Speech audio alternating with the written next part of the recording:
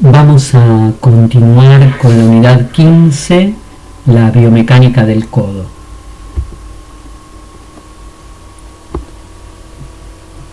Seguimos el hilo conductor de casi todas las unidades. Cuando llegamos a una región empezamos a describir la relación estructura-función. Podemos ver en esta fotografía de fósiles que nos muestra un esqueleto parcial de un codo de más o menos alrededor de 3 millones de años, descubierto en una región africana de Etiopía, y muestra un conjunto de estructuras muy similares a las que nosotros vamos a describir. Quiere decir que tenían en estos momentos una función similar a la que vamos a estudiar nosotros. En esta relación estructura-función vamos a ver que tenemos la función hegemónica de poder alimentarnos, de aproximar o separar la mano de la boca, el brazo del cuerpo, y también de poder invertir la posición de la mano. Para esto vamos a encontrar, conformando las unidades biomecánicas, las estructuras articulares y no articulares de la epífisis inferior del húmero, también denominada paleta humeral, en donde encontramos la tróclea, el cóndilo, el canal cóndilo-troclear como superficies articulares, y el conjunto de estructuras óseas no articulares como epitróclea o epicóndilo medial, epicóndilo o epicóndilo lateral, y las fositas supracondilia y coronoidea o supratroclear, que va a estar correspondiéndose con la epífisis superior del cúbito y del radio, tanto con la cavidad sigmoidea mayor y sus picos, olecraniano y coronoide, como la cúpula radial, en donde se van a enfrentar la cavidad glenoidea de la cúpula radial y el perímetro de la misma. Estas estructuras van a poder tener una adaptación funcional en donde las propiedades a estudiar van a ser la estabilidad y la movilidad. Encontramos en esta articulación del codo una superficie, una cavidad, anatómica, una cavidad que engloba a todas las articulaciones.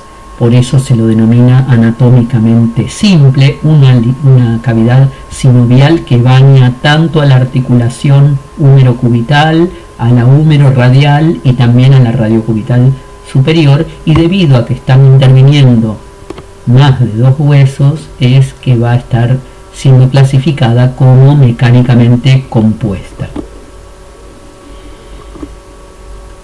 Las características estructurales de estas articulaciones son un tipo de articulación de artrosis o sinovial con distintos géneros que se van combinando. La articulación húmero-radial es una articulación condilia en donde se enfrenta el cóndilo de la paleta humeral con la cúpula radial. Lo vemos en este preparado, lo vemos en estas figuras del Meter y en este preparado osteoarticular con el cóndilo y la cúpula radial.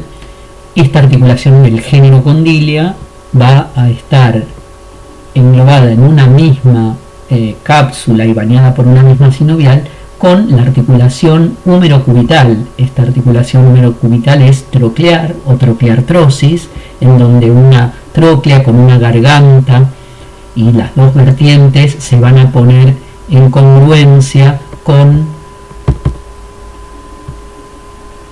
la cresta de la cavidad sigmoidea mayor del cúbito y sus 2 vertientes. El sector perimetral de la cabeza del radio va a deslizar en el sector del canal cóndilo-troclear. Estas dos articulaciones, más la articulación radiocubital superior, que en unos minutos vamos a describir también, están cerradas en una misma, dijimos, cavidad articular, en donde la cápsula excede por encima de las fositas coronoidea y supracondilia, por debajo de la cavidad sigmoidea menor, también involucrando la radiocubital superior, y en el sector posterior de la articulación va a estar insertándose por encima de la fosa olecraneana y rodeando todo el sector de la superficie articular del olecráneo, del cúbito. Cuando comparamos estas dos articulaciones, podemos ver que la articulación húmero-cubital, la trocleartrosis, tiene una gran congruencia. Muchos puntos de una articulación se contactan con los puntos de la otra superficie articular. Tienen mayor porcentaje de deslizamiento debido a esta congruencia y reparte la carga punto a punto de acuerdo a su mayor cantidad de puntos de contacto, por lo cual se pueden ver del lado húmero-cubital pocas veces los efectos degenerativos y de desgaste del cartílago. Sin embargo, cuando uno observa del lado de la articulación condilia húmero-radial, se encuentra gran incongruencia, es decir, pocos puntos de una superficie se ponen en contacto con la correspondiente que se enfrenta, va a haber mayor desgaste y va a ser más inestable. Podemos ir describiendo las características estructurales de todas estas articulaciones y que van a tener directa relación con las amplitudes de movimiento, tanto de flexo-extensión en el plano sagital como de pronosupinación en el plano horizontal. Cuando observamos el perímetro de la cúpula radial, todo el perímetro tiene un radio de curvatura de 240 grados. En cambio, la cavidad sigmoidea menor del cúbito, con la cual se pone en contacto en la articulación radiocubital superior, solo tiene un radio de curvatura de 70 grados. Cuando uno hace la diferencia de estos radios de curvatura, nos va a orientar en la amplitud de la cinemática de esta articulación radiocubital superior, que es más o menos unos 170 grados entre pronación y supinación. Otras características también relacionadas con las amplitudes, en este caso de flexo-extensión, lo podemos ver en el radio de curvatura de todo el cóndilo del húmero. Todo este sector va a estar conformando una semiesfera, es decir, unos 180 grados de curvatura, pero se van a estar correspondiendo con un radio de curvatura de la cúpula radial de 40 grados. En este caso también la diferencia nos va a mostrar las amplitudes en los movimientos máximos de flexión y extensión, que son alrededor de 130-140 grados. Si esto mismo lo observamos en los radios de curvatura de la tróclea humeral y la cavidad sigmoidea del cúbito, encontramos que la tróclea tiene un radio de curvatura casi completo, es casi de 340 grados, es decir, es casi el total de una esfera, de un cilindro, pero se pone en contacto con mucha correspondencia con la cavidad sigmoidea mayor, que tiene un radio de curvatura de 190 grados. Cuando uno hace esta diferencia, también llegamos a los 140 grados que se habían descrito del lado radial. Una característica muy importante que en unos minutos también vamos a ampliar es la orientación tanto de la tróclea como del centro de la cavidad sigmoidea mayor, que se encuentran anteriorizadas respecto del eje mayor o del eje longitudinal diafisario de cada uno de los huesos correspondientes. Si nosotros vemos el eje de la tróclea, se encuentra ubicada a 45 grados hacia adelante respecto del eje diafisario del húmero. Si vemos el centro de la cavidad sigmoidea mayor, también se encuentra orientada, anteriorizada a 45 grados del eje diafisario del cúbito, y esta correspondencia anteriorizada va a facilitar la amplitud de los movimientos de flexo-extensión. Si observamos otras características que luego vamos a incorporar durante el análisis de los movimientos de pronosupinación, es el eje del cuello del radio conforma un ángulo abierto hacia afuera respecto del eje diafisario de 15 grados, dejando justo en su ángulo a la tuberosidad bicipital del radio, y cuando uno observa el eje diafisario del húmero con el eje diafisario del cúbito, queda conformado un ángulo también abierto hacia afuera. En este caso la figura está vista desde posterior. Este ángulo abierto hacia afuera se lo denomina cúbito valgo y es de alrededor de 170 grados. Vamos a volver sobre estas descripciones en minutos. Cuando hablábamos recién de las posibilidades de amplitud de los movimientos de flexo-extensión, se mencionaba a la orientación anteposicionada tanto de la tróclea como de la cavidad sigmoidea mayor respecto del eje diafisario del húmero y del cúbito. Esta anterioridad va a estar permitiendo que en todo el movimiento de rodar-deslizar del cúbito sobre el húmero o viceversa, conlleve a un choque óseo del pico coronoideo más tardío, lo mismo que durante el movimiento de extensión en el pico olecraniano, del choque del pico olecraniano sobre la fosa olecraniana en posición 0. Veamos este análisis del Kaplanji. Si no estuviese anteriorizado, como recién se describió, y tanto tróclea como cavidad sigmoidea estuvieran posicionados en el mismo eje diafisario de cúbito y de húmero, los movimientos de flexión se limitarían a 90 grados de amplitud, y cuando se quisiera sobrepasar esto se requeriría una perforación en las fositas coronoidea u olecraniana, pero no permitiría alojar a las masas musculares en el sector anterior tanto de húmero como de cúbito.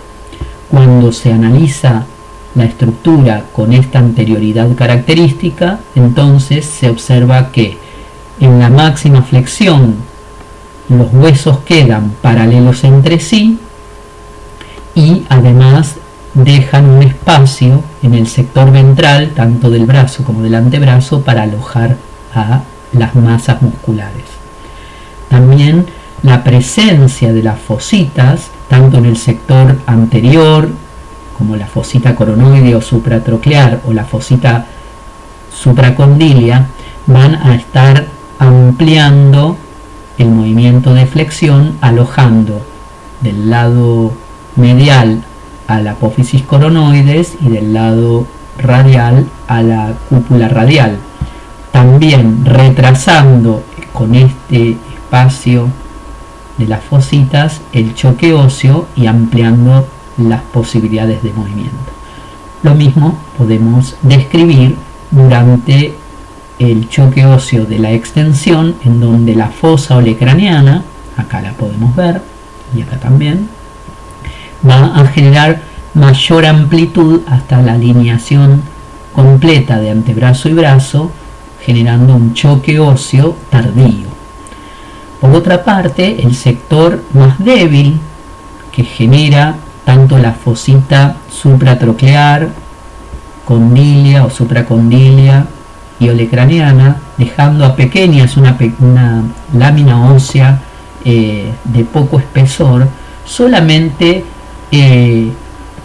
brinda beneficios para la movilidad sin que esto sea un detrimento en la resistencia del material, porque las fuerzas de tracción, en este caso con las fuerzas peso de todo el miembro superior pendiendo a los costados del cuerpo, o incluso cuando se producen fuerzas de compresión apoyando las manos y generando una cadena cerrada, las fuerzas se van a transmitir a través de los huesos del cúbito y del radio, y se va a producir un efecto en forma de horquilla, concentrándose luego todas las fuerzas en el sector diafisario, tanto en la cortical externa como en la cortical interna.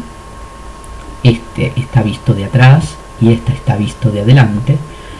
Este efecto de horquilla entonces nos brinda una aplicación del principio de economía de material, es decir, que se optimiza el material, mejora la movilidad, aloja las masas musculares y también tiene mayor resistencia con menos material óseo. Habíamos hablado del ángulo cúbito-valgo fisiológico, o el ángulo abierto hacia afuera de unos 170 grados entre el eje del húmero y el eje del antebrazo. Este ángulo, también denominado ángulo de carga, tiene el motivo de deberse a la orientación del eje de la garganta de la tróclea. Cuando nosotros observamos el sector anterior de la garganta de la tróclea, prácticamente está en un eje paralelo al eje longitudinal del húmero, pero cuando se observa el sector posterior del eje de la garganta de la tróclea, se orienta con una dirección de arriba a abajo y de adentro hacia afuera. De manera que cuando cúbito desliza durante la flexión, se va a poner en contacto con la vertiente anterior de la garganta, y cuando se produce en extensión, la cavidad sigmoidea mayor se va a poner en contacto con el sector posterior de la garganta. Es así que en distintas posibilidades o variabilidades individuales se puede describir que el sector anterior de la tróclea en general se ubica, como se describió, paralelo al eje mayor del húmero, con lo cual cuando se produce la flexión, la cara anterior del antebrazo se contacta con la cara anterior del brazo. En menos porcentajes de individuos puede tener una orientación oblicua hacia adentro, poniendo el antebrazo por dentro del eje del brazo, o en menos ocasiones puede estar teniendo este eje una orientación hacia arriba y afuera, es decir, que durante la flexión el antebrazo se ubica por fuera del húmero. Siguiendo la mayor prevalencia de los individuos, cuando se produce la flexión, la cavidad sigmoidea mayor desliza por el sector anterior de la garganta de la tróclea y se ubica el brazo a continuación o en el mismo plano que el eje del húmero. Es así que durante los movimientos de flexión podemos describir un eje lateral perpendicular al eje longitudinal del húmero, que estaría representado en este dibujo con una flecha negra. En el sector posterior de la tróclea, la dirección, dijimos, es de arriba abajo y de adentro hacia afuera. En todos los casos de variabilidad anterior, el sector posterior siempre se comporta igual. Quiere decir que durante la extensión, la cavidad sigmoidea mayor va a ubicarse con una inclinación hacia afuera, en donde el eje del cúbito, y por supuesto junto con él el eje de todo el antebrazo, va a estar conformando un ángulo de unos 5 a 10 grados. Quiere decir que durante la extensión el eje no va a ser totalmente perpendicular al eje longitudinal del húmero, sino va a ser perpendicular al eje longitudinal del cúbito, con una leve inclinación que se observan en este caso las flechas rojas, lateral para la extensión, la negra para la flexión.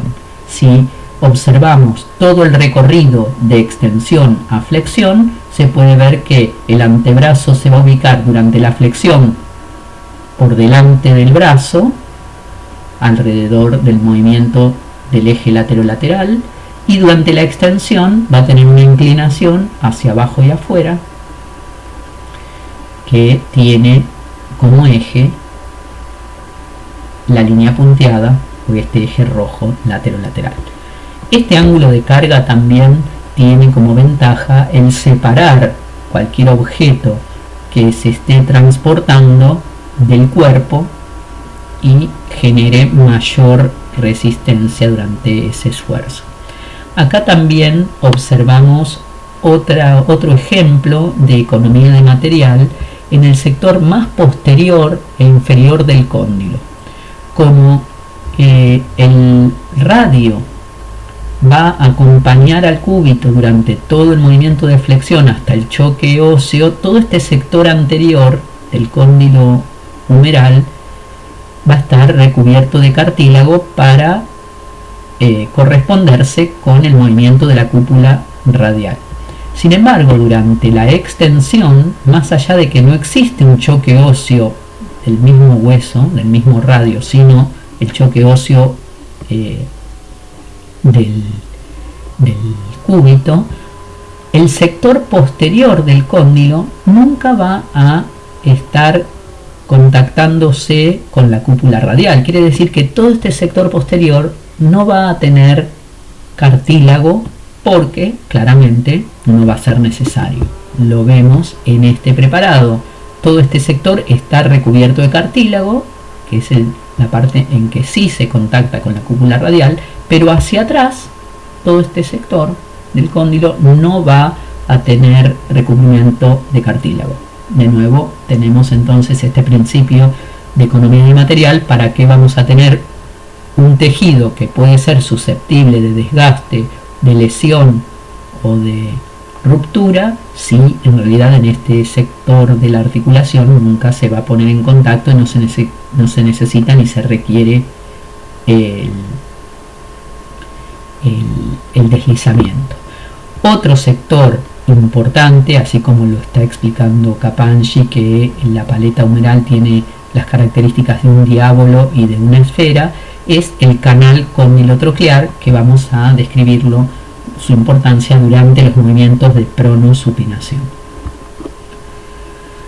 En estas articulaciones radiocubitales van a tener su función, o van a tener el protagonismo en los movimientos de pronosupinación. Si bien la articulación radiocubital inferior no es parte de la articulación del codo, es una articulación funcionalmente solidaria, y cada vez que estemos analizando los movimientos de pronosupinación se van a tener que estudiar no solamente la articulación radiocubital superior, sino también la membrana interósea, que es una articulación radiocubital intermedia o media, unida a través de la membrana interósea como una sindesmosis, tejido fibroso, y la articulación radiocubital inferior. Cuando nosotros describimos los movimientos de pronosupinación, podemos definir que los movimientos de supinación se encuentran ambos huesos del antebrazo paralelos entre sí, y cuando se produce un movimiento de pronación, el radio cruza por delante del cúbito. Como consecuencia de ello, en la supinación, la palma de la mano se encuentra ubicada hacia adelante en posición anatómica y el pulgar hacia afuera. En cambio, en pronación, la palma de la mano se encuentra ubicada hacia la dorsal y el pulgar hacia adentro. Unas características estructurales importantes que va a tener repercusión en la amplitud de estos movimientos de pronosupinación son las curvaturas de estos huesos. Lo observamos acá, no solamente el ángulo del cuello del radio con la diáfisis, que ya habíamos mencionado como un ángulo de 15 grados, sino la curvatura de la diáfisis del radio, que está esquematizada acá como un hueso cóncavo hacia adelante en rojo, y que durante los movimientos de pronación, en donde el radio se cruza por delante, esa curvatura permite no solamente retrasar el choque óseo, sino también favorecer el alojar a las masas musculares de la región anterior o ventral del antebrazo. La unión de la membrana interósea como articulación radiocubital intermedia es una estructura compleja, es una estructura de sindesmosis en donde se encuentra un plano anterior observado en este dibujo y en este preparado, que es con una orientación de las fibras de arriba hacia abajo y de afuera hacia adentro. Esta orientación, representada en este dibujo de Capanghi visto de su cara anterior, con las fibras de la membrana interósea dispuestas entonces de arriba abajo y de afuera adentro, se van a tensar durante la supinación y van a tener resistencia o controlar el deslizamiento o la migración craneal del radio. En cambio, una orientación del plano posterior de la membrana interósea con fibras en sentido contrario, es decir, este es un gráfico visto desde posterior, las fibras van de arriba a abajo y de adentro hacia afuera, van a estar limitando los movimientos de deslizamiento de migración distal del radio y se van a tensar durante la pronación. Acá lo vemos también cómo se tensan si estamos observando la dirección de la membrana interósea en un plano ventral, evitando un deslizamiento craneal del radio, y el sector posterior con una orientación de adentro hacia afuera y de arriba abajo que evita la migración caudal. Cuando observamos entonces en el preparado, tenemos la articulación radiocubital superior o proximal y radiocubital inferior o distal. Dentro de la articulación radiocubital superior podemos describir, es una articulación del género trocoide, bien puro, es decir, un cilindro óseo que desliza adentro de un anillo osteoligamentoso. El cilindro óseo está constituido por la cúpula radial con su perímetro de la cabeza y su reborde que va a poder deslizar en contacto con el canal cóndilo-troclear, mientras que el anillo osteoligamentoso está constituido por la cavidad sigmoidea menor y el ligamento anular, que completa entonces este cilindro y engloba a toda la cúpula radial. Además, en esta articulación trocoide vamos a tener como refuerzo en la base de esta articulación al ligamento cuadrado de Lucé. Este ligamento toma inserción en el borde inferior de la cavidad sigmoidea menor del cúbito y se inserta en el cuello del radio en la parte correspondiente que se enfrenta. Acá encontramos la cápsula articular del codo, cómo está englobando también al ligamento anular y a la articulación radiocubital superior. También vamos a describir que toda esta cúpula radial no es un cilindro perfecto, sino que va a tener un diámetro mayor en sentido antero-posterior y un diámetro menor en sentido laterolateral, después vamos a ver las consecuencias de esto, y la posibilidad elástica del ligamento anular permite que estos diámetros diferentes puedan generar igual un giro o rotación de toda la cúpula radial. La articulación radiocubital inferior también es una articulación trocoide, un poco más modificada, no tan perfecta como la descrita en la cavidad superior. Tenemos un cilindro óseo que está representado por la cabeza del cúbito, la ranura y la apófisis estiloide ya quedan fuera de la articulación, y que se va a corresponder con una cavidad sigmoidea del radio como parte de este cilindro osteoligamentoso, que se va a completar hacia adelante y hacia atrás con los ligamentos radiocubitales inferiores, anterior y posterior. De esta manera, en este sector anterior y posterior va a estar englobando a la cabeza del cúbito. Cuando se observa un homólogo al ligamento cuadrado de Nucet, en esta articulación se puede describir al fibrocartílago triangular. El fibrocartílago triangular inserto en el borde inferior de la cavidad sigmoidea del radio, va a tomar inserción en la ranura que separa a la apófisis estiloides del cúbito de la zona articular de la parte inferior de la cabeza. Acá lo vemos más esquemático, al fibrocartílago triangular. La cabeza cubital desliza en relación a la cara superior de este fibrocartílago, y lo podemos ver acá que no solamente es superficie articular para la articulación radiocubital inferior, sino también en su cara inferior, como se observa en este preparado o acá, es superficie articular para la articulación de la muñeca, que se va a ver en las siguientes unidades. Esto es interno, esto es externo, y acá tenemos al fibrocartílago triangular, a la superficie para el semilunar y la superficie para el escafoides. Todo esto es el sector del radio.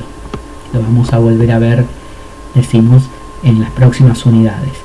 Lo que también el fibrocartílago triangular está teniendo como función es la de dividir ambas articulaciones, evitando una comunicación de la sinovial, es decir, la articulación radiocubital inferior con su cápsula y sinovial no se comunica con la superficie y cavidad articular de la articulación de la muñeca o la radiocarpiana.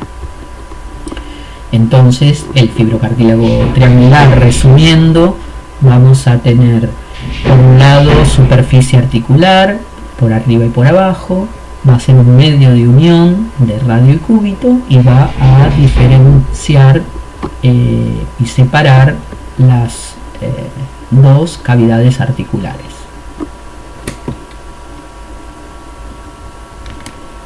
Seguimos entonces estudiando la estabilidad del codo.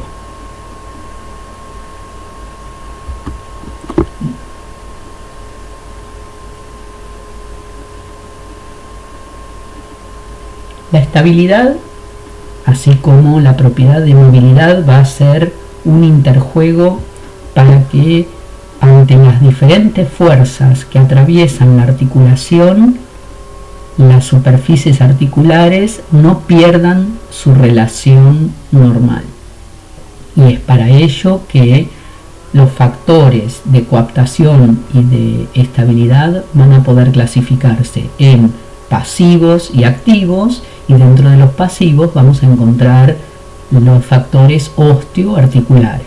Por un lado, las características de las superficies articulares, la gran congruencia que se describió en el sector medial de la articulación o húmero cubital, diferenciado del sector radial, la cápsula articular que va a cerrar toda la articulación y que va a mantener una presión negativa dentro de la articulación, y los ligamentos que vamos a describir inmediatamente y que van a ser ligamento colateral interno o lateral interno, colateral medial, y ligamento lateral externo o colateral lateral, además de los ligamentos de menor importancia anterior y posterior.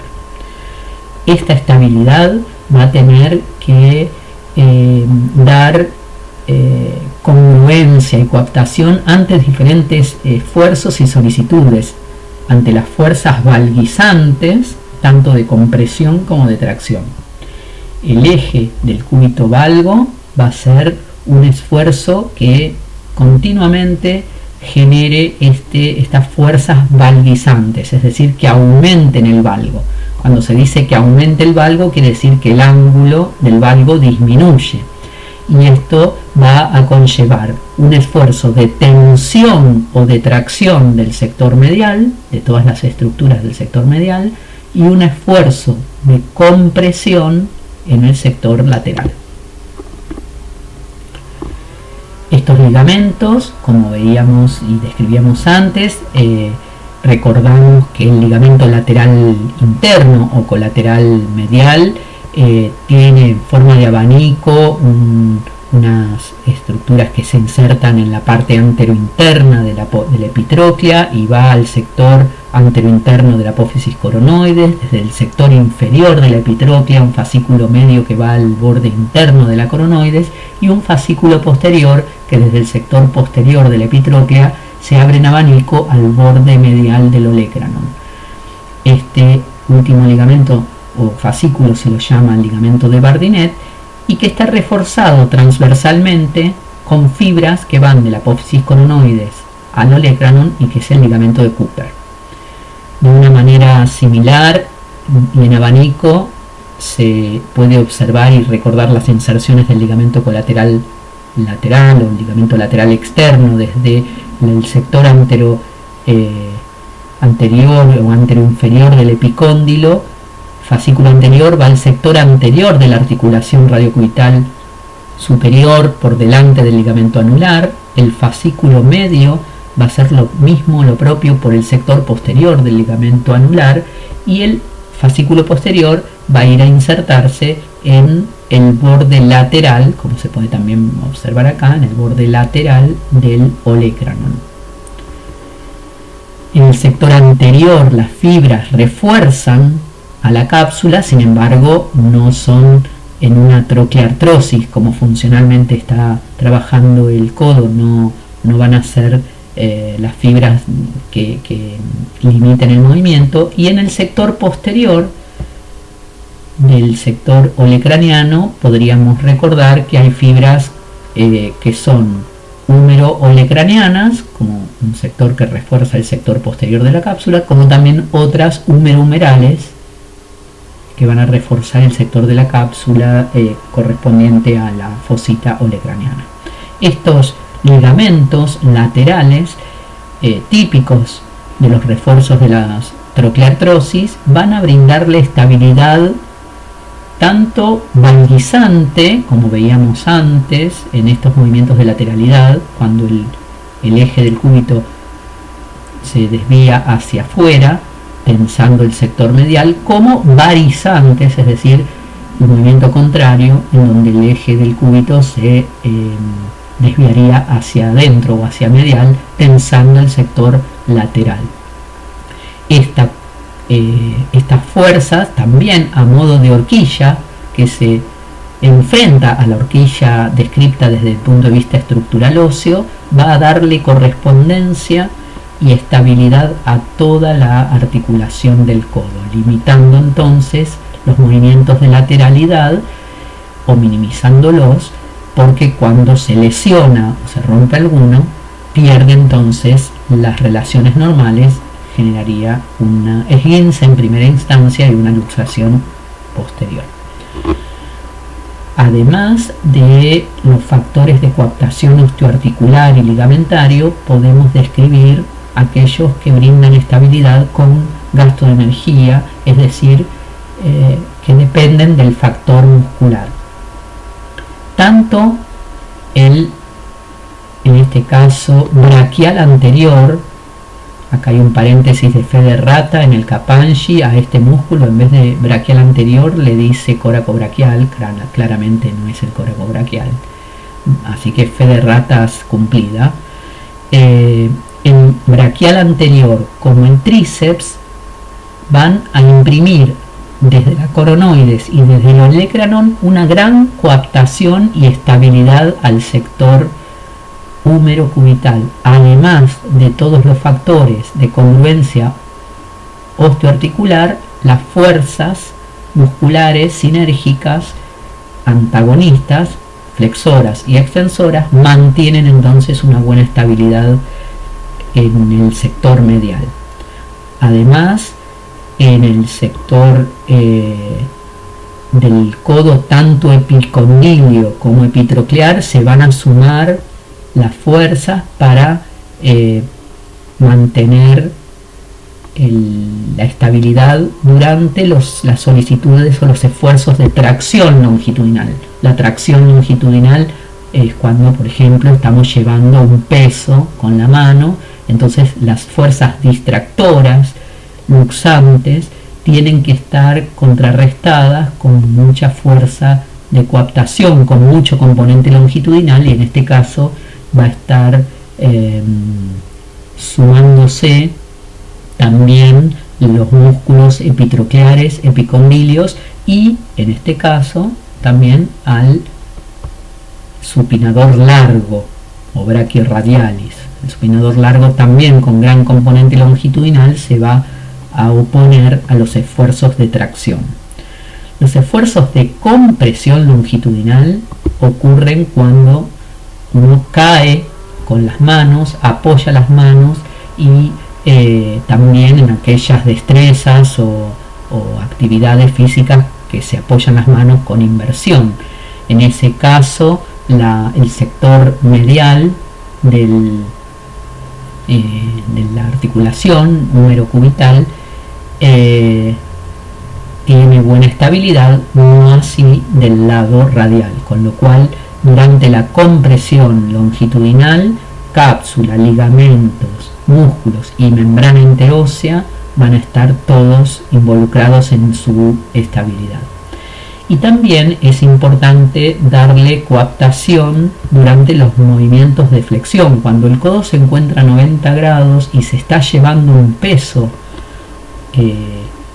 importante en la mano, las fuerzas del bíceps, que están actuando como flexoras, también son luxantes de la cabeza del radio hacia arriba, en esta posición del codo a 90 grados. Es por eso que el ligamento anular y todos los ligamentos del sector lateral, los fascículos anteriores y posteriores del ligamento lateral externo, van a estar involucrados.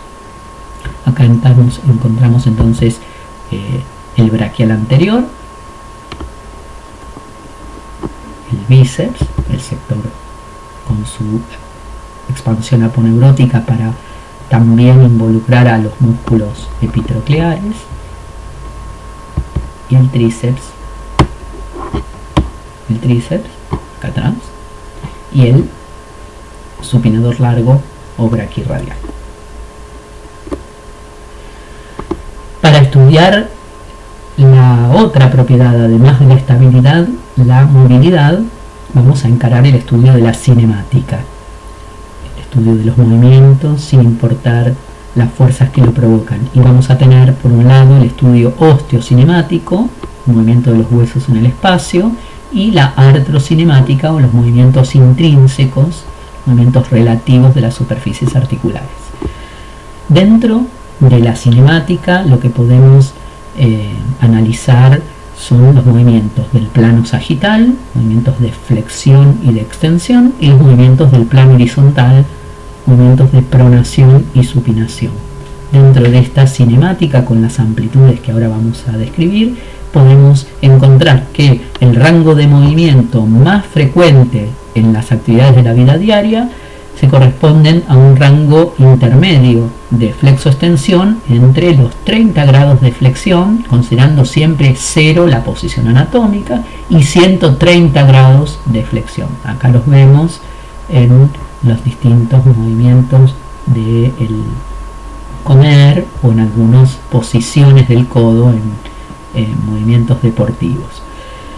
En cambio, la pronosupinación, considerando 0 grados a la posición intermedia, es decir, con el codo en flexión de 90 grados y el pulgar apuntando al cenit, hacia arriba, se pueden describir 50 grados hacia la supinación y 50 grados hacia la pronación para los movimientos de las actividades de la vida cotidiana, en el uso de herramientas, en el uso de los cubiertos, ¿sí?, o distintas acciones en que se sostienen objetos con la posibilidad de invertir la posición de la mano. Cuando estudiamos la cinemática de la flexoextensión, entonces las articulaciones húmero-cubital, troqueartrosis, bien adaptadas a estos movimientos, y húmero-radial condilartrosis van a generar un tipo de movimiento que es de balanceo, un balanceo puro, que se produce en el plano sagital, pero que los ejes, habíamos descrito el motivo, que son la disposición de la vertiente de la garganta de la tróclea en el sector anterior es diferente que en el sector posterior. Es por eso que el eje de la flexión es perpendicular al eje diafisario del húmero, y el eje de la extensión es perpendicular al eje diafisario del cúbito. El rango de movimiento completo va desde 0 grados, la posición alineada de brazo y antebrazo al costado del cuerpo, a 130, 140 grados, y vamos ahora a hacer una diferenciación entre la movilidad activa y la movilidad pasiva. Cuando uno pide una movilidad activa, el choque de masas musculares genera un primer stop de 140 grados. Cuando se relaja esta fuerza muscular flexora y una fuerza externa continúa ese movimiento, el aplastamiento y la relajación de los músculos flexores lleva a un segundo stop con una amplitud más o menos de unos 160 grados. Entre ese primer stop activo y el segundo stop pasivo se puede describir el Enfield o sensación terminal, que para este caso de la flexión es un Enfield elástico. ¿Cuáles serían los límites del movimiento? Bueno, en una movilidad activa, el choque de masas musculares; en una movilidad pasiva va a llevar a una tensión capsular posterior, a los fascículos posteriores de los ligamentos laterales y a las tensiones de los músculos antagonistas, en este caso el tríceps braquial. Durante los movimientos de extensión también tenemos al plano sagital, solamente que el eje, decíamos que era este eje laterolateral con una oblicuidad relacionada con el eje del cúbito. La tensión ante una movilidad activa es de los músculos flexores, en este caso tenemos al bíceps, pero también la tensión o el tono del braquial anterior, la tensión del sector anterior de la cápsula, de la articulación del codo, y de los fascículos anteriores de los ligamentos laterales. En los casos de más laxitud cápsula ligamentaria, es posible que también se llegue tardíamente al choque óseo del pico del olecranon. Cuando se genera un movimiento de extensión más allá de los 0 grados, se lo denomina cúbito recurvatum, puede ser de unos 10 grados, y en general las causas son las laxitudes cápsulo-ligamentarias. y es recién en eso, o por falta de tono, o valores musculares de músculos antagonistas, o tensiones cápsula ligamentaria, que se llega al choque del olecranon en la fosa olecraniana. Durante la flexión, para que se llegue al choque óseo de la cúpula radial en la fosita supracondilia o el pico de la coronoides en la fosita olecraniana, se requerirían que prácticamente no haya valores musculares o muy poco tono en los grupos musculares flexores. La artrocinemática de este movimiento de flexo-extensión es para ambas articulaciones en cadena abierta. El húmero en la tróclea representa una convexidad y lo mismo el cóndilo para el lado radial, mientras que la cavidad sigmoidea mayor y la cúpula radial estarían representando a las dos superficies cóncavas. Quiere decir que tanto en la articulación húmero-cubital como en la húmero-radial, en cadena abierta, los movimientos artrocinemáticos de flexión y extensión van a seguir la regla de las articulaciones convexo-cóncavas. Entonces, durante la flexión, rueda y desliza hacia adelante, y durante la extensión, rueda y desliza hacia atrás. El cúbito va a tener una pequeña rotación de 5 grados, y el radio va a hacer una rotación automática externa, que son los últimos, es al final de la extensión y en el inicio de la flexión. El radio va a poder continuar con esos 5 grados que no le produce el choque óseo durante estos movimientos. Sobre todo al final de la extensión se produce el choque óseo, pero el radio puede seguir un poquito más y genera una rotación externa en el final de la extensión. Y apenas se relajan la musculatura de la extensión, el radio hace una pequeña rotación de 5 grados interna en el inicio de la flexión. Durante los movimientos de pronosupinación van a haber una osteo y artrocinemática más compleja. El tipo de movimiento va a ser asociando ambas articulaciones. Recordemos que si hay cualquier problema en la articulación radiocubital superior o radiocubital inferior, no se va a poder producir o no completar el movimiento de pronosupinación. Entonces, hay un movimiento de pronosupinación que es un giro y un balanceo combinado, en donde se asocian ambas articulaciones. Este giro y balanceo combinado se va a dar en un plano horizontal, y el eje es un eje oblicuo que pasa por la cabeza del radio y por la cabeza del cúbito. Esta oblicuidad hacia abajo y adentro del eje longitudinal de los movimientos de pronosupinación rectifica de alguna manera el cúbito valgo que se manifiesta durante la posición anatómica o posición de reposo. Para poder medir la amplitud de los movimientos de pronosupinación, habíamos dicho que se partía de posición intermedia a 90 grados de flexión, con el pulgar hacia el cenit, hacia arriba. Se llega a una supinación de unos 90 grados y una pronación de unos 80 grados, un poco menos, con lo que en su amplitud o rango de movimiento completo se logra 170 grados sumando pronación y supinación. Se puede definir a la supinación como el movimiento en donde ambos huesos del antebrazo, radio y cúbito, se ubican paralelos entre sí. La palma se ubica en posición anatómica hacia adelante o en la posición de evaluación hacia arriba, y el pulgar hacia afuera. En cambio, durante los movimientos de pronación, el radio gira, balancea, se cruza por delante del cúbito, la palma mira en sentido inferior si se encuentra en esta posición de evaluación, o hacia dorsal en posición anatómica, y el pulgar se encuentra hacia adentro.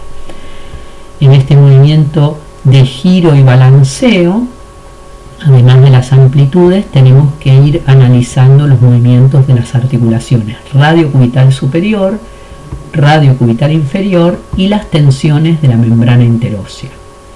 Durante el movimiento de pronación, entonces, el radio gira alrededor de un eje que pasa por la cúpula radial en su relación con el cóndilo humeral, y se inclina en este giro cuando se produce el balanceo del extremo inferior del radio, conformando como una base de un cono, con lo cual la apófisis estiloides del radio, que se encontraba lateral, en la máxima pronación se encuentra medial. Esta base del cono es lo que está conformando el balanceo alrededor del eje en la radiocubital inferior, que pasa por la cabeza del cúbito. Cuando nosotros observamos desde distal las posiciones de este sector, lo que estamos observando acá es el radio, la cabeza del cúbito, la estiloides del cúbito en posición de supinación. Si se encuentra en esta posición intermedia, tenemos a la apófisis estiloides del radio, al radio, a la cabeza del cúbito, la estiloides del cúbito. Esta sería la posición intermedia. Cuando el radio se cruza por delante del cúbito y el cúbito queda lateral, es la posición de pronación. Durante los movimientos de pronación, se tensan el ligamento anular, el ligamento cuadrado de Denusé, el ligamento del fascículo posterior del ligamento lateral externo, el plano posterior o fibras posteriores de la membrana interósea y el fascículo posterior o ligamento dorsal de la radiocubital inferior.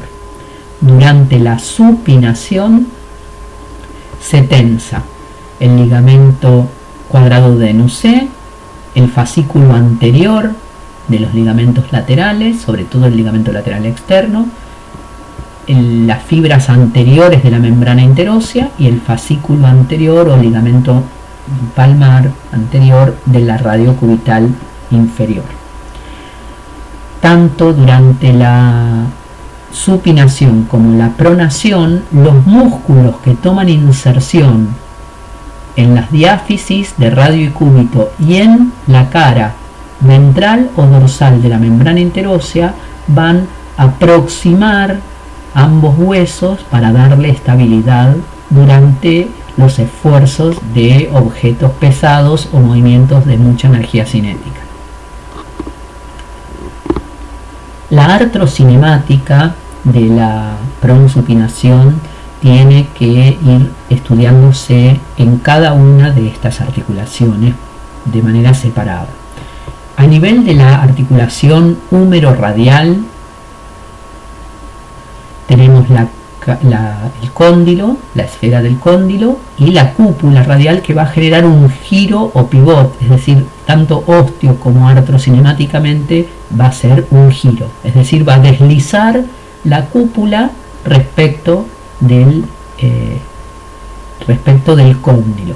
Cuando gira la cúpula respecto del cóndilo, durante la pronación va a modificarse ese diámetro mayor anteroposterior, que se encuentra en posición anatómica de supinación, y durante la pronación se va a poner lateral ese diámetro mayor.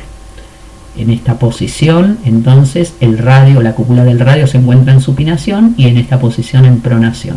Cuando gira alrededor de su propio eje a nivel de la cúpula radial, entonces en pronación se ubica el diámetro mayor más lateral, produciéndose una tensión del ligamento anular que antes describimos. y también se produce una tensión del ligamento cuadrado de Nussé, tanto en pronación como en supinación, como también antes lo mencionamos. El hecho de que el diámetro antero-posterior mayor se ubique laterolateral durante la pronación también tiene como corolario, como consecuencia, que el centro de la cabeza, en vez de estar más cerca de la cavidad sigmoidea menor, se aleja algunos milímetros. Esta distancia que se aleja el centro de la cúpula radial permite durante la pronación que la tuberosidad bicipital no choque de manera prematura contra el cúbito. Todos estos movimientos artrocinemáticos hay que analizarlos en la articulación húmero-radial. En la articulación radiocubital superior, lo que se produce es un deslizamiento. Un deslizamiento, decimos, de la cúpula o perímetro radial respecto de la cavidad sigmoidea menor. Ese deslizamiento alrededor del ligamento anular y de la cavidad sigmoidea menor tiene, como decíamos recién, la correspondiente tensión del ligamento cuadrado de Nussé. Pero a su vez, la oblicuidad que provoca el balanceo en el extremo inferior del radio, esa oblicuidad produce que el sector más medial de la cúpula radial deslice como si fuera un sector romo sobre el canal cóndilo-tropiar. Ese sector del perímetro de la cúpula desliza sobre el canal cóndilo-tropiar. Cuando se producen alteraciones o efectos degenerativos, es posible que este deslizamiento se limite y también esté limitada la pronosupinación. A nivel de la articulación radiocubital inferior, en vez de analizar una cóncava convexa como la radiocubital superior que recién mencionábamos, ¿no es cierto? Cóncavo, la cavidad sigmoidea, convexa la cúpula radial, en pronación rueda para adelante, desliza para atrás. A nivel del radiocubital inferior, el punto fijo es la cabeza del cúbito con su convexidad, y es la cavidad sigmoidea del radio la que va a generar el rodar y deslizamiento en el mismo sentido del movimiento osteocinemático, porque va a responder a una regla convexo-cóncava, es decir, la superficie del radio rueda y desliza hacia adelante conformando esta base de cono durante la pronación, y rueda y desliza hacia atrás para la supinación. Durante estos movimientos de pronación y de supinación, el cúbito no se queda fijo en su posición. Acá tenemos un corte de la cabeza del cúbito, el apófisis estiloides y el radio, con la apófisis estiloides del radio, en posición de supinación, y cuando el radio se cruza por delante del cúbito, en posición de pronación. El cúbito no queda fijo cuando estamos manipulando los objetos, sino que se va a producir movimientos combinados. Si vemos este sector del dibujo, cabeza del cúbito y radio, está en supinación, y este sector del dibujo, el radio, se cruzó por delante del cúbito. El cúbito, dijimos, no queda en su posición neutra, sino que produce un movimiento de extensión, un desplazamiento hacia atrás, y de lateralización, un desplazamiento hacia radial. Esta posición del cúbito hacia extensión y hacia lateral tienen su movilidad a nivel milimétrica en la húmero-cubital, esa articulación muy congruente que ya estuvimos estudiando. Sin embargo, con el gran brazo de palanca de todo el cúbito, pequeña movilidad o laxitud, juego articular, slack del húmero cubital permite ese movimiento estudiado a nivel distal. Las posiciones articulares las estuvimos mencionando: posición 0, la posición anatómica, extensión del codo con supinación; la posición de reposo, o que se corresponde con la loose back position, la posición que el codo va a adoptar para tener mayor capacidad sinovial, donde las cápsulas y los ligamentos se encuentran distendidos, laxos, sin tensión ni cápsula ligamentaria ni muscular, va a ser la flexión de 70 grados y la posición de semipronación, es decir, ni pronado ni supinado, desde 0 grados a 70 grados, y es la posición que adopta cualquier persona que le duele el codo o que tiene una inflamación posterior a un golpe. La posición de bloqueo, esa posición que no va a poder absorber más ninguna estructura, elasticidad, va a ser la posición que coincide con la posición 0, que es la de extensión y supinación. Cuando uno cierra la cadena con una caída, puede generar lesiones si esto ocurre en extensión y supinación. Y acá vemos cómo puede ir más allá de la extensión en lo que hemos denominado y descrito antes, que es el cúbito recurvatum, mayor extensión por laxitud cápsula ligamentaria y de las partes blandas del sector anterior.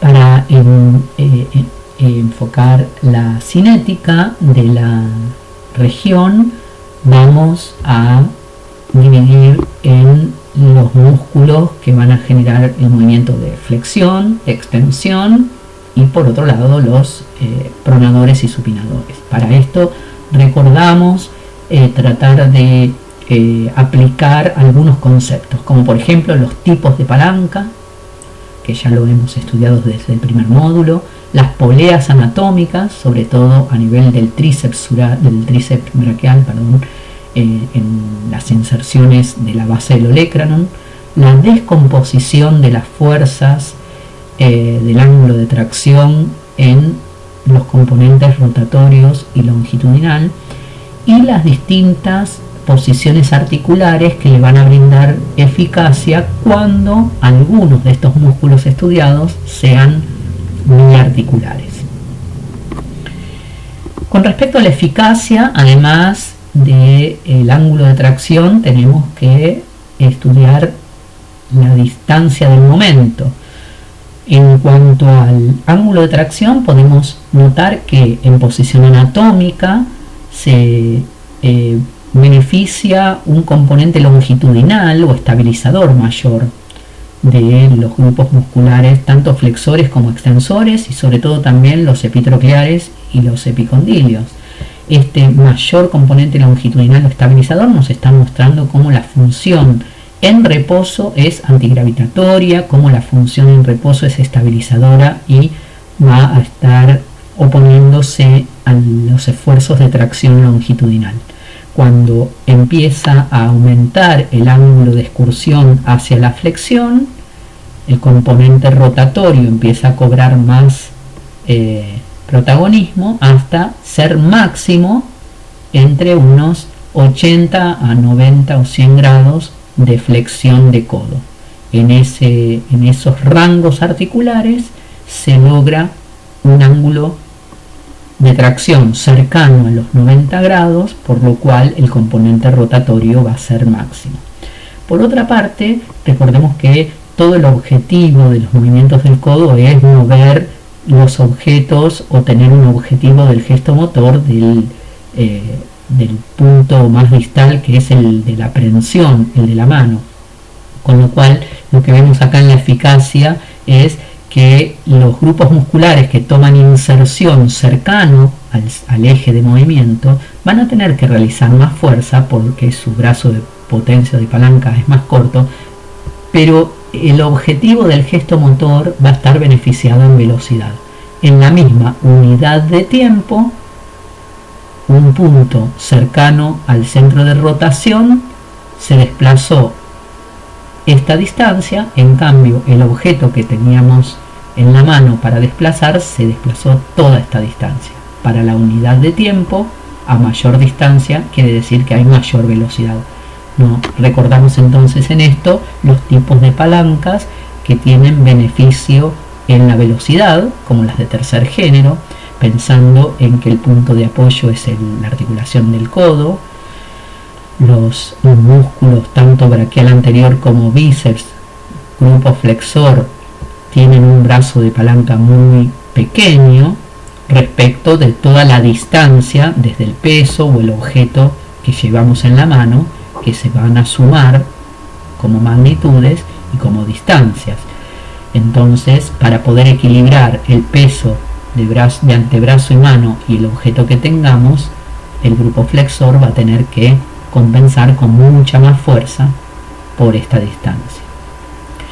Distinto es el ejemplo del supinador largo o brachioradialis, porque si yo llevo un objeto colgando de la mitad del antebrazo, entonces esta palanca se transforma en una palanca de segundo género.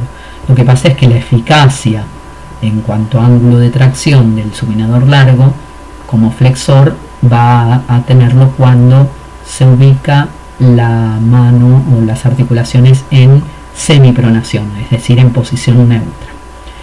Y por último, en este caso, recordar todo lo referente al momento de fuerza, a la distancia perpendicular al eje del músculo, que va a ir evolucionando en todo el rango articular.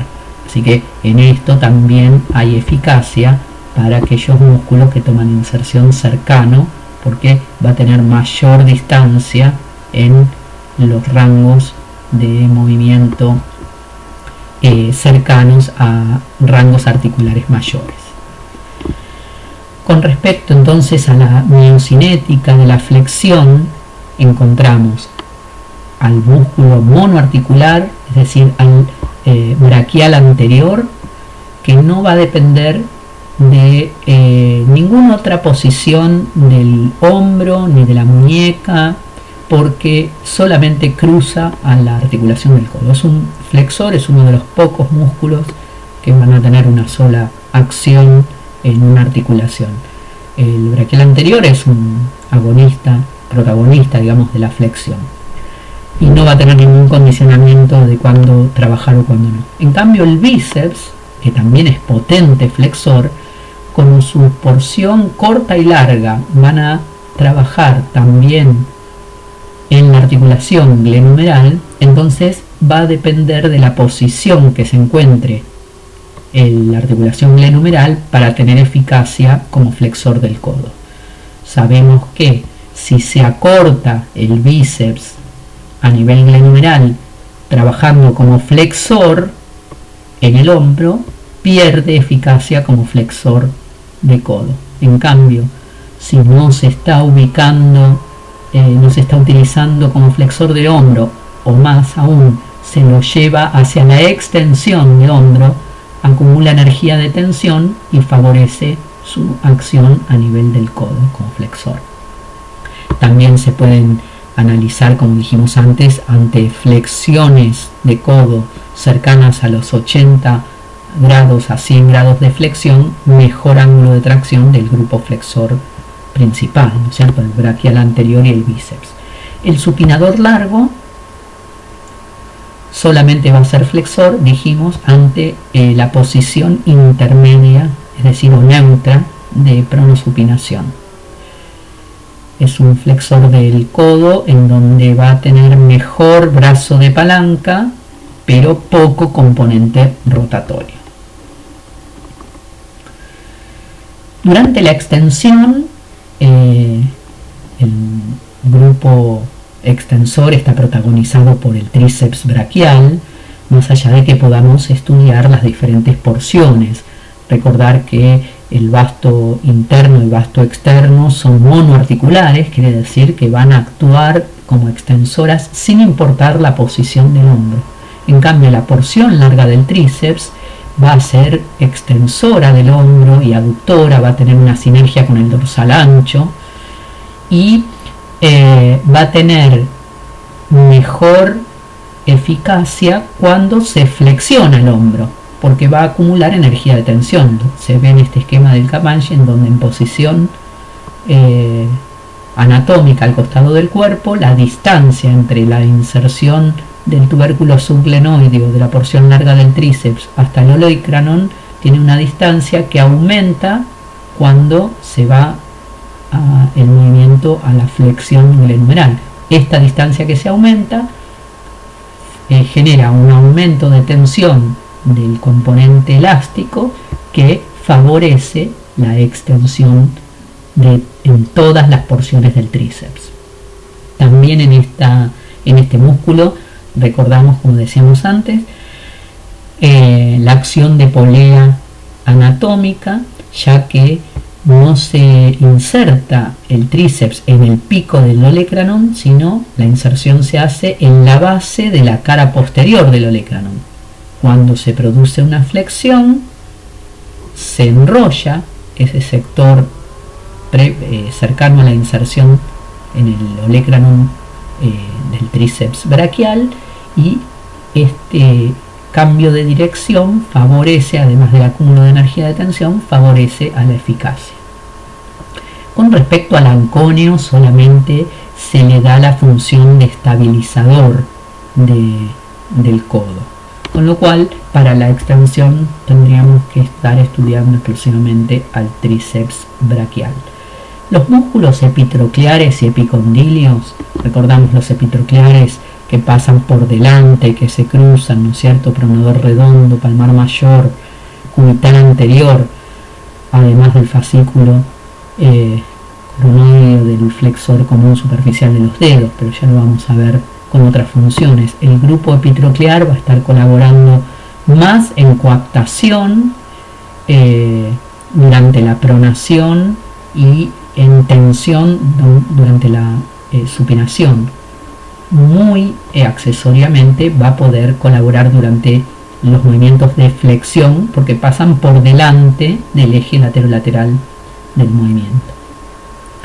Y los epicondilios, principalmente el primero, segundo radial o extensor radial largo y corto del carpo, y el cubital posterior o extensor cubital, van a estar tomando inserción en la cara posterior del epicóndilo, es decir, por detrás del eje laterolateral, y podrían colaborar con los movimientos de extensión. Pero principalmente estos músculos, recordamos, son estabilizadores activos que trabajan en tensión durante la supinación y en coaptación durante la pronación. Para la miocinética del movimiento de pronosupinación se pueden analizar dos mecanismos, tales como los explica el Capaggi. Un mecanismo puede ser como el trabajar sobre el ángulo de una manivela, justo en donde se genera la fuerza del ángulo de la manivela, me va a producir una rotación distal. En este caso podemos generar una fuerza en este ángulo de la manivela y me va a producir una rotación distal. O desenrollar una cuerda alrededor de un rulemán, de un cilindro, para generar también un efecto de rotación sobre el eje de ese cilindro. Ambos mecanismos se van a aplicar para los movimientos de pronación y supinación, y vamos a ver qué músculos responden a cada uno de estos mecanismos. Para los movimientos de pronación encontramos que el pronador redondo, desde las inserciones epitrocleares y coronoideas, van a tomar inserción en la cara externa de la parte media de la diáfisis del radio. Ese sector se corresponde justo con un sector que habíamos descrito de la curvatura de la diáfisis del radio, y es como si estuvieran tirando de un ángulo con el efecto de la manivela. Y el pronador cuadrado, tomando inserción en el cuarto distal, tanto del radio como del cúbito, se enrollan y toma al radio desde su borde anterior para producir el movimiento de pronación, como de enrollar alrededor del cúbito, con el efecto de la soga que gira al cilindro. Para la supinación encontramos al bíceps braquial, que toma inserción en el ángulo con el efecto de la manivela. En este caso recordamos que el ángulo estaba conformado justamente a nivel de la tuberosidad bicipital del radio por la dirección que toma el cuello con la diáfisis. Tracciona del ángulo con efecto de manivela, y encontramos al supinador corto, que desde las inserciones de la cara posterior del epicóndilo se enrolla en la cara externa y anterior del radio entre las inserciones de la tuberosidad del bíceps y las inserciones del pronador redondo. Quiere decir que este efecto supinador corto desenrolla, en este caso desde la pronación a la supinación, y el bíceps tira del ángulo. Para la pronación, el pronador cuadrado enrolla y el pronador redondo tira del ángulo. Para finalizar, vamos a poner en marcha o recordar uno de los principios que vimos desde el primer módulo, que es el movimientos integrados en cadenas, en este caso en las cadenas cinemáticas del miembro superior, que habíamos comenzado con el análisis del sector proximal en la unidad 14, y ahora estamos analizando esta unidad biomecánica intermedia. Para ello podemos encontrar cómo el objetivo o la finalidad de los gestos motores es lo que produce la mayor eficacia o la coordinación de sinergias musculares. El objetivo del gesto motor puede ser el empujar, el traccionar, el trepar, o el sostenerse o el suspenderse. Para esto encontramos sinergias y mejores eficacias, sobre todo de los grupos musculares que son biarticulares. Para estos músculos, por ejemplo, este gráfico es bastante representativo, ya que cuando el hombro se encuentra con el miembro superior elevado por encima de la cabeza, es decir, como en abducción o flexión de 180 grados, empujar, es decir, la acción de extensión, puede generar 43 kilos, en cambio flexionar, ¿no? Traccionar, puede generar una fuerza de 83 kilogramos. En esta posición encontramos que podemos trepar y generar estos esfuerzos de flexión. Cuando el miembro superior se encuentra a 90 grados en esta posición, la fuerza de empujar puede generarse 37 grados, en cambio la de traccionar 66 kilogramos. Aquí podemos hacer más fuerza al traccionar hacia el cuerpo que el empujar. Y hay poca diferencia entre empujar y traccionar o suspenderse, como en estos casos, y elevar tanto de flexores como extensores, porque la diferencia es de 52 a 51 kilogramos. También tenemos que pensar en el análisis de los músculos biarticulares, en los objetivos de estos gestos motores como los lanzamientos, cómo se posiciona el hombro en relación al codo para lograr mayor potencia, es decir, fuerza y velocidad, y que el objeto, en este caso la bala, la jabalina o lo que se esté lanzando, se logre con mayor velocidad, mayor distancia, mayor altura.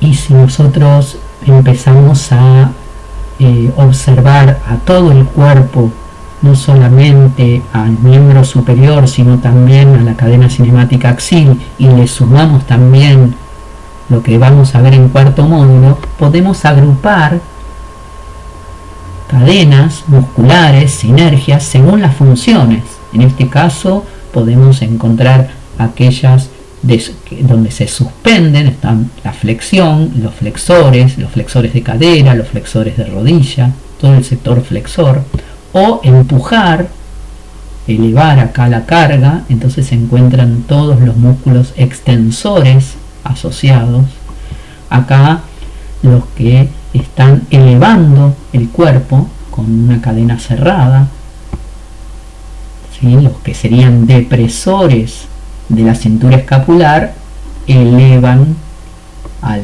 tronco.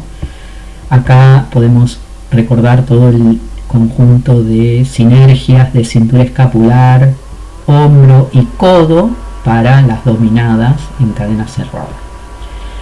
con esto, y continuando hacia la siguiente unidad, que vamos a ver la biomecánica del extremo ejecutor de toda la cadena cinemática de miembro superior, vamos a estar completando el análisis de estos gestos.